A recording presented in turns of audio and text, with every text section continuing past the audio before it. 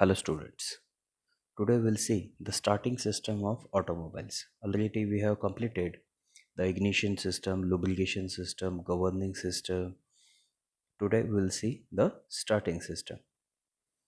So here in the diagram you can see the layout of the starting system. Here we'll see the components of starting system. Will start from battery cable, then voltage regulator in battery, main fuse block, then starter motor and how it is connected to engine, the charge indicator, and all these things are near the steering inside, battery cable and the charging system. Alternator is there for charging of battery. Now we will see the importance of starting system, function of starting system, and one by one the components along with its function. The purpose of starting system is to convert the chemical energy stored in the battery into electrical energy with the help of electric motor which is there, and then into mechanical energy of starter motor. This mechanical energy is then transferred through gears and drives from starter motor to the engine flywheel so that initial crank can be given to the flywheel and engine can be started. After the transfer and conversion of all this energy, the engine flywheel begins to rotate. This rotation must be of sufficient speed to allow the engine to form the combustible air fuel mixture required for starting. We call it as an initial crank. It must be maintained during initial combustion long enough until the engine can sustain its operation. To accomplish this, a starter or cranking motor is used. So starting system is nothing but giving a crank with the help of battery and the electric motor. So starting system components are, as we have seen in the diagram already, battery, ignition switch, starter motor assembly, EWS, starter safety switch, cables and wiring harness. Now one by one we'll see all this. The first one is the battery. The battery is the prime mover or the primary EMF source in automobile. The automobile battery is an electromechanical device that provides the potential difference or the initial voltage so that crank can be given. The battery does not store electrical energy, it stores chemical energy that is converted into electrical energy, and battery discharges, and again with the help of alternator, once the engine started, battery can be charged. All energy for starting the car is drawn from the battery. State of charge and capacity of battery are important factors in the ability of the engine to start, especially in cold and harsh conditions. And according to the type of engine and the size of the engine, battery size also varies.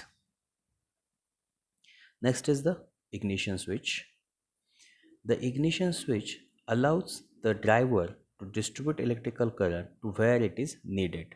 There are generally 5 or it may differ in number, okay, switch positions that we can use in our vehicle. So this actually vary. All cars or the all vehicles may not have that 5 positions. Mostly it may have the 3 positions also or 4. Depends on the type of vehicle we are using. So first one is the lock. So in this position of the switch, all circuits are open, no current is supplied, and the steering wheel is in the lock position. We are not able to move the steering wheel also. In some cars, the transmission lever cannot be moved in this position. If the steering wheel is applying a pressure to the locking mechanism, the key might be hard to turn. If you do experience this type of condition, try moving the steering wheel to remove the pressure as you turn the key on. Then after lock, the next position of the key is off. All circuits are open, but the steering wheel can be turned and the key cannot be extracted. Means here in this position from lock to off, only steering wheel is free, all remaining things are in off condition. Sometimes this lock and off is combined one. These are not two different positions in some vehicles, but this is not our case of study. Next, after off, there is a run. All circuits except the starter circuit, means engine is not on, but all remaining circuits are closed. So current is allowed to pass through them and current is supplied to all but the starter circuit. So everything display and everything is on that we can see, but engine is in the off condition. Next is start. Here actually we give crank. Power is supplied to the ignition circuit and the starter motor only. So crank can be given for starting the engine. That is why the radio stops playing in the start position. This position of the ignition switch is spring loaded so that starter is not engaged while the engine is running. This position is used momentarily just to activate the starter, and all the energy from battery is given to the starter motor. Not only radio, the if anything else is also there, it is stopped in that position and it is a spring loaded, so it come back after that momentarily contact. Accessories: power is supplied to all but the ignition and starter circuit. This allows you to play the radio and all display and whatever it is there in the car, work the power windows etc while the engine is not running. Most ignition switches are mounted on the steering column. Some switches are actually two separate parts. Nowadays we have that button start and all these things, okay, so that may differ. The lock into which you insert the key. This component also contains the mechanism to lock the steering wheel and the shifter, as already I have explained. The switch, which contains the actual electrical circuit, it is usually mounted on top of the steering column just behind the dashboard and is connected to the lock by linkage or by some linkage rod. Next is the neutral safety switch. This neutral safety switch does not allow us to start the vehicle either when we have not pressed the clutch, or in automatic transmission when it is not in a neutral position. That's why it is called as neutral safety switch. This switch opens the starter circuit when the transmission is in any gear but neutral or park on automatic transmission. So sometimes nowadays we can start it in gear also some vehicles, but the necessary condition is that we have clutch pedal pressed. This switch is normally connected to the transmission linkage or directly on the transmission. Most cars utilize this same switch to apply current to the backup lights when the transmission is put in the reverse. Standard transmission cars will connect this switch to the clutch pedal so that the starter will not engage unless the clutch pedal is depressed. If you find that you have to move the shifter away from park or neutral to get the car to start, it usually means that this switch needs adjustment. If your car has an automatic parking brake release, the neutral safety switch will control that function also. This is in the automatic transmission type of cars. Next is starter relay. A relay is a device that allows a small amount of electric current to control large amount of current. The automobile starter uses a large amount of current, around 250 plus amperes, to start an engine. If we were to allow that much current to go through the ignition switch, we would not only need a large switch but all the wires would have to be the size of battery cables, which is not very practical. A starter relay is installed in series between the battery and the starter. Some cars use a starter solenoid to accomplish the same purpose of allowing a small amount of current from the ignition switch to control high current flow from the battery to the starter.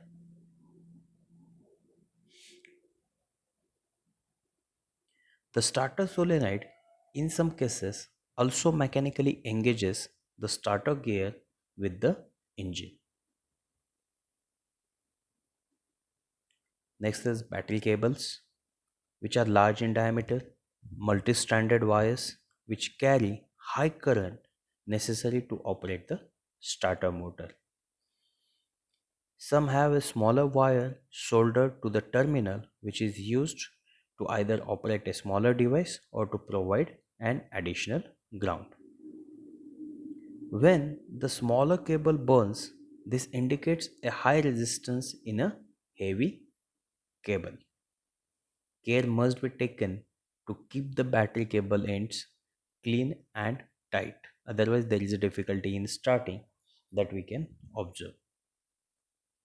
Battery cables can be replaced with ones that are slightly larger but never smaller ones. Otherwise, it will get burned. Starter motor.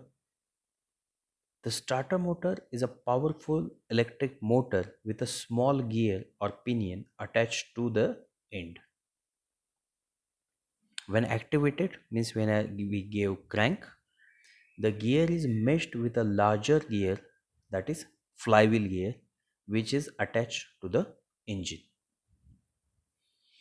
The starter motor then spins the engine by spinning the flywheel, or so that the piston can draw in a fuel or fuel air mixture, which is then ignited to start the engine.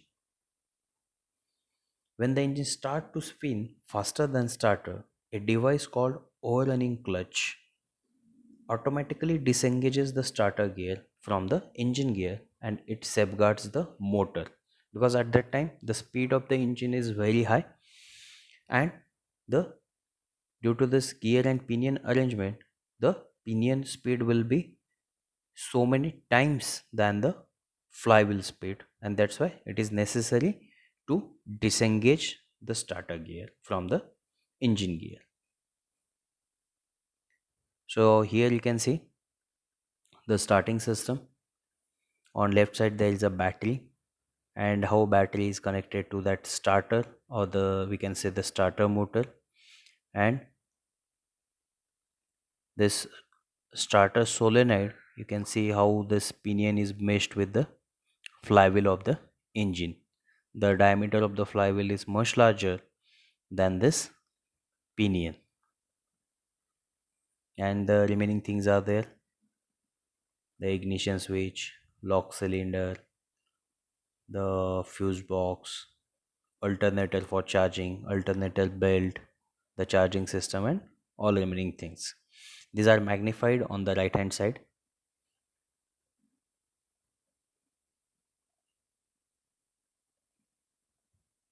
This is nothing but the starter motor and starter gear. The starter motor assembly is a DC motor which uses the interaction of magnetic fields to convert electrical energy into mechanical energy. And the components are battery terminal is connected on this right hand side, the starter control terminal, then starter motor and starter solenoid, and starter gear. The starter motor assembly consists of these 3 watts electric starter motor, solenoid, and the pinion engaging drive. So this is the ignition system battery, then this solenoid, it is connected through the ignition switch, and this is starting motor. So this pinion gear gives crank to the engine crankshaft with the help of gears on flywheel. Here easily you can imagine the size of this pinion and size of the flywheel, so that after crank is given and engine achieves sufficient speed, this get disengaged with the help of this mechanism already explained here. This is nothing but the overrunning clutch. Bendix drive is there so that it safeguards this starting motor. Otherwise there are chances that it will get damaged. And this is finally how it is mounted in a automobile or in a car. So here we have completed the starting system of automobile, and along with this we have completed all the systems which are there in your syllabus. Thank you.